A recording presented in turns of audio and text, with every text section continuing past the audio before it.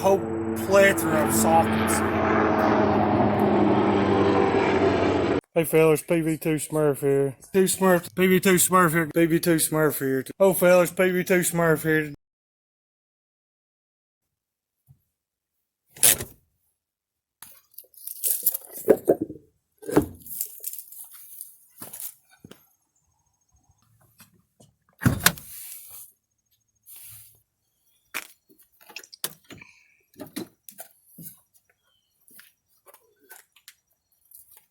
Yes.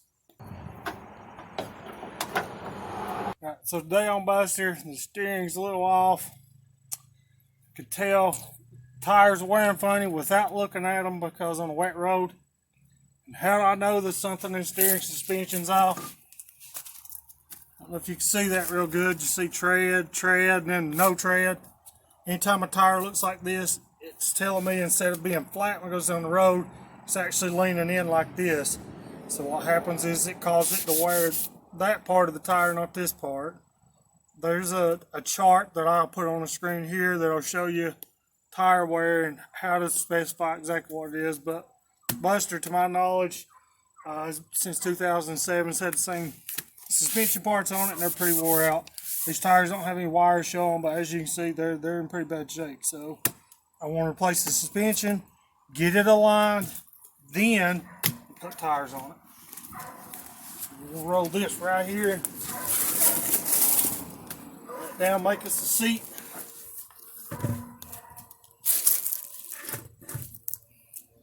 Now I'm just going to start disassembly. Before you take any of this apart, to be sure to put it back in the right spot. Easy thing to do.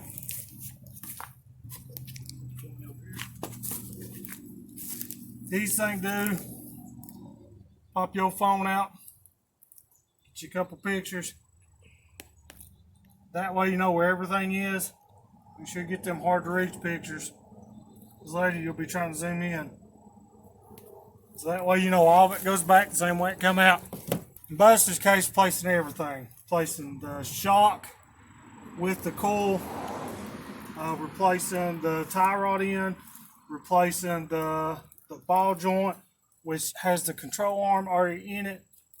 The brakes and rotors are new, so we're not replacing them. They're in tip-top shape, no issue there. But all the suspension components we're all replacing, because I just feel instead of just fixing that, might as well just go ahead and do it all. It's been here since 2007. It's a long time ago. I do know that these have never been changed because they still have the factory Ford part numbers on all the parts, tie rod ends, the shock tower right here. Now the shock might have been, or the coil might have been, but the shock definitely not. It's still got the factory sticker, I can see it. So now what I'm going to do is disassemble. First thing I'm going to do is remove the brake caliber bracket. They have a different name. Before you remove that, there's a clip right here. This clip it's right here. I'm just going to grab a pair of pliers and it pulls up, and that'll allow this line to be free, so that way I don't worry about pulling on it too hard. This horseshoe clip comes out of here, and that's done in there. And the way that you remove this and the vent, you can't figure out how it goes in, is this line goes down in like this, and then goes up into this groove, and then the clip goes in. You'll also notice, if you look at the bottom of it, it's got a flat spot and it aligns with this. So this brake caliper bracket is 15 millimeter. There's two fasteners down in here. I'm going to use this. You can use a ratchet. You just got to, once you get it loose, it's easy to come off, but they're 15 millimeters. Stop. So the tie rod end link here is a 15. Now if you encounter the same issue I did, it won't come off and it's spinning the whole thing. There is a, looks like a Torx bit down in there. But what I've always found work, because I'm not reusing the tie rod end, I'm replacing it. Grab it with a pair of vice grips so it don't spin, and then you should be able to just whiz it off. But it's a 15. Just like that. Right here's the inside I was telling you about. Maybe it's a Allen key. This that holds the ABS sensor, this piece right here, it just holds that. That's all it's for. Not really sure what this other slot's for. But to take this off, this goes to the sway bar end link. And so it's a 15 as well.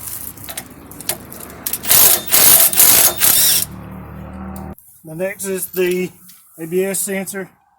Your notorious ABS sensors in general are really crappy threads and yada yada, so I would urge you not to use an impact. Follow the method I told you before. What y'all do here is I'll drill this knuckle out, neck size up, so that way it goes in and out easier. The sensor, not the bolt. Don't drill it out. The sensor, the ABS sensor, is a 5/16, and it's just barely in there. You don't have to really tighten them. Now here's what happens is these sensors get stuck in here and you can't get them out. You don't want to bend them, you don't want to break them. All I always do is try to start right here in the front. Tap on it a little bit. Screwdriver, get under it. Now just try to take the screwdriver and twist it left and right. And just like that. Should come out. So you put this out of the way. These are about $40, $60 a good one. Next thing. Now you're going to need an impact for this. You might be able to get it with a breaker bar. You can wedge this just right and get it with a breaker bar, which it's in gear right now so it won't move. This axle nut socket is a 32 millimeter. So we're going to put this on here. There's no cotter pin at all back in it. And we're going to reach back in here and we're going to take it off. It should come off. I've seen people take these, put these back on the opposite way and beat them out with a hammer. I don't like doing that because I don't want to ruin the start of the threads on it. So I always put a punch. As you can see, this hole right here in the center, made for a punch. Tap it with a hammer and it'll push the CV axle shaft end inside this hub here. Now, you're more than welcome if you don't have a punch or won't want to ruin your screwdriver, put that back on. Don't put it on this way, turn it over the other way. And put it on here and beat on that. But trust me, there's a good chance it's seized in there pretty good, especially if it ain't been changed in a long time, and to my knowledge it hasn't. When you go to beat on that, they'll mushroom these threads right here, and then it won't start with a hoot. So your rig, your call. As you can see right now, it's not moving.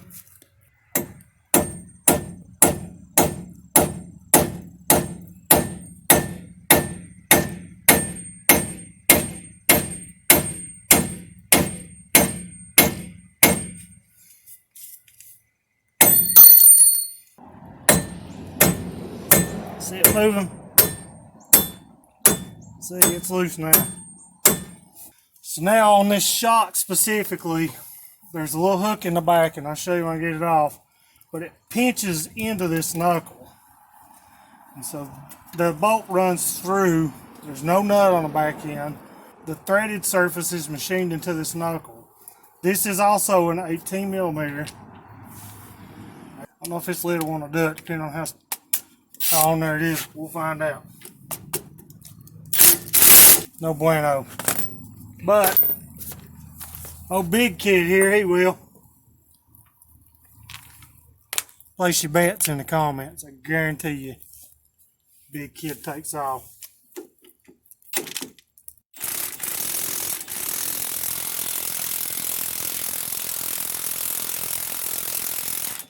What I like to do is run it out, especially I hear impacting this much. Run it out a little bit, run it back in some.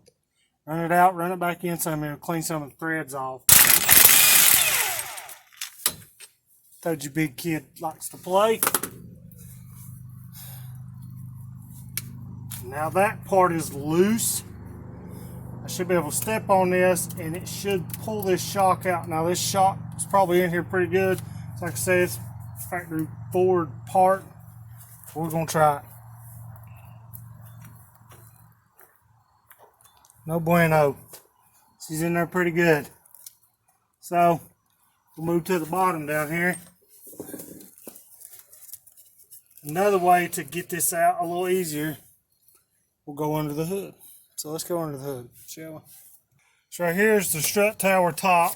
We're going to loosen these but not take them off. These are 13 millimeter. See the head sticking out right here? I'm just going to do it just a little more. See there, it come almost all the way off. I don't want that shock to fall and hit the ground, because it will. If off. It's loose. See the shock moving? You see it moving? But there it is up. Watch it. See it fall down?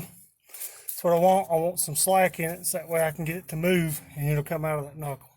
Now that I've loosened this shock up, took this bolt out right back here, loosened it up top so it'll move. See it moving now? See it was wiggling? Now sometimes you can do that. You can tighten the bolts up a little bit and push down on it. When you do, it'll come out. Not so fortunate in this case.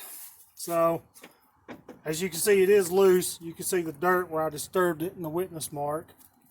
And you can see it kind of slowly shift.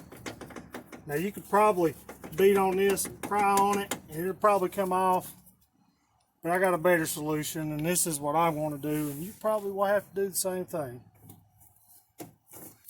If sit now, sit now. I just had to loosen the top up so I'd give it more room to slide over. Now that I got that exposed, I'm gonna tighten it just a little bit so it'll hold it up just a little more and it'll clear and it'll come off.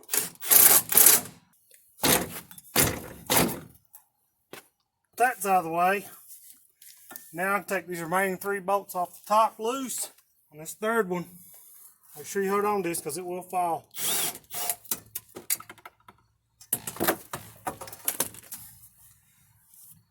In case you didn't believe me, the coil's never been changed either. Factory Ford part number. And they're going in file 13. Now we got the strut and stuff loose. There's plenty of room now.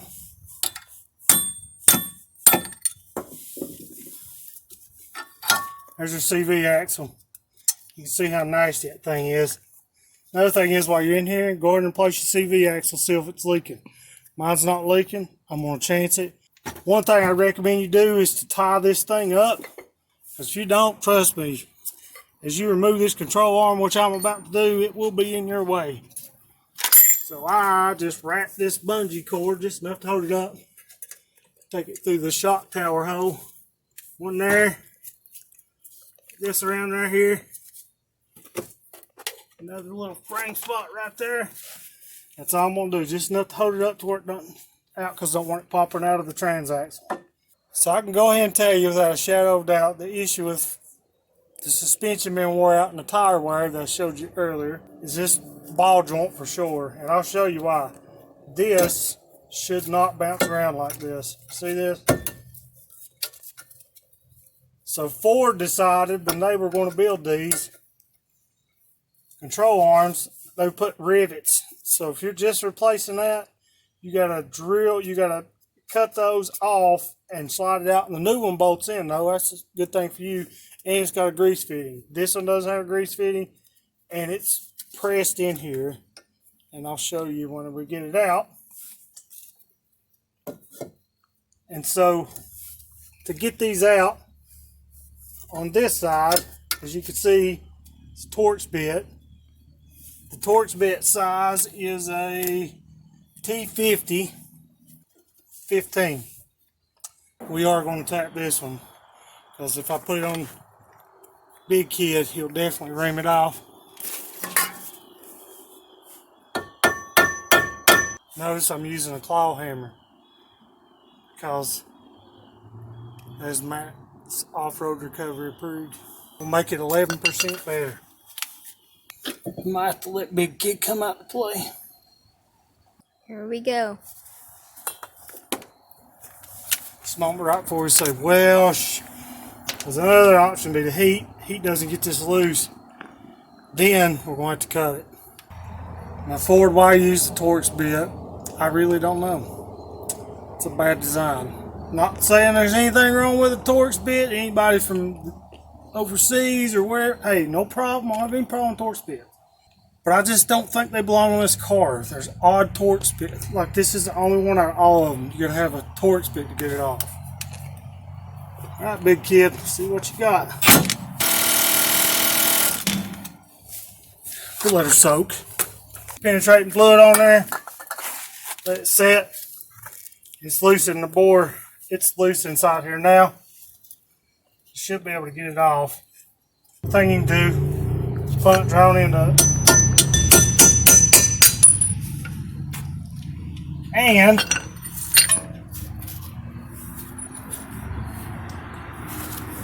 here's the bolt in question. You can see the rust and the buildup on it, and it's because of this bore right here. It's rust and stuff in it, and there's a gap right here. Even though this metal piece, this factory Ford metal piece, is over that ball joint, water still gets down in it. I mean, maybe it does help it. I'm not sure what it's for. Maybe it does help it to an extent, but not enough. So it gets stuffed out in there, but we'll fix that when we put that together. Now, this thing is not just going to pop out of here. If you're hoping it's going to pop out, you're wrong. Cannot beat this out with this little bitty hammer. You need a bigger hammer, trust me. The force and vibration that causes the impact makes ball joints and things like that come loose. You will not get that with one of these hammers. I don't care, you beat on it all day. Ask me how I know. This, tap on it.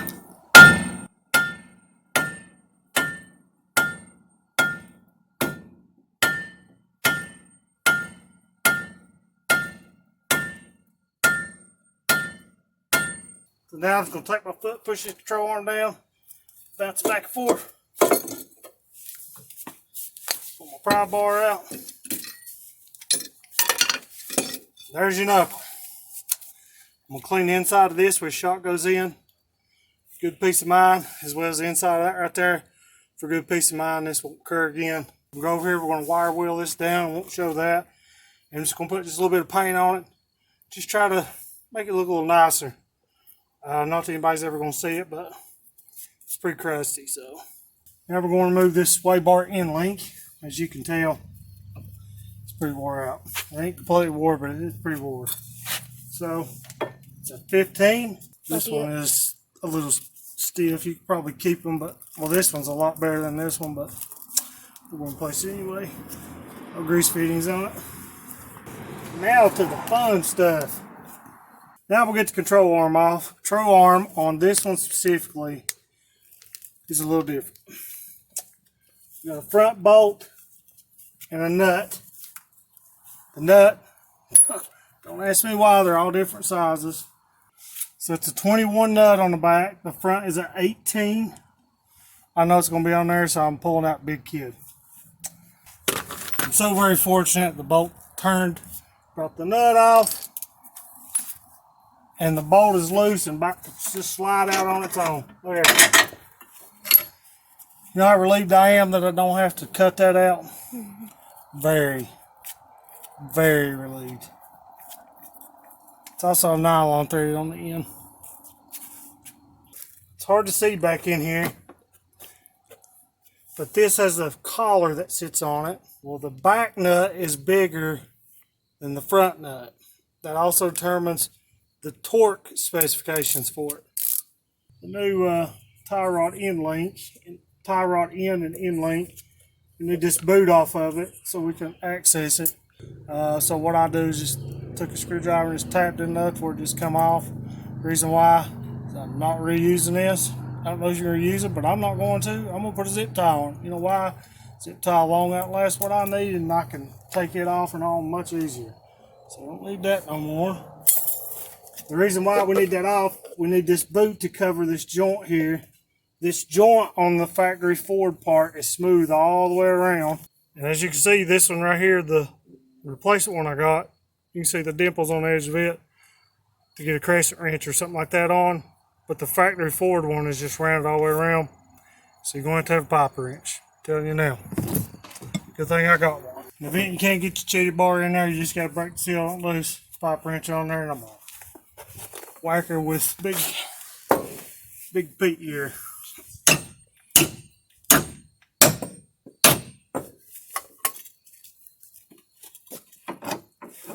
And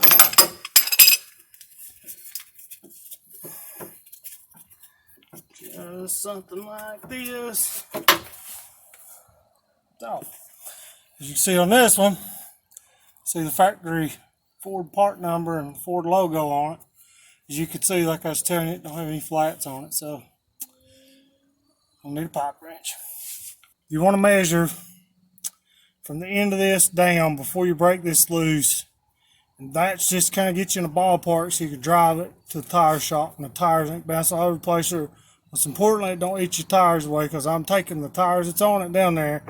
You've seen how well they looked. And so you want to measure this with the tape measure so that way you know exactly where to put this back at, rough estimate.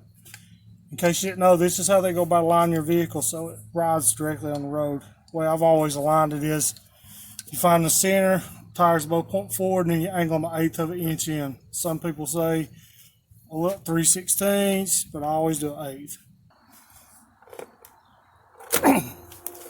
Gosh, oh, think he's ever gonna line that.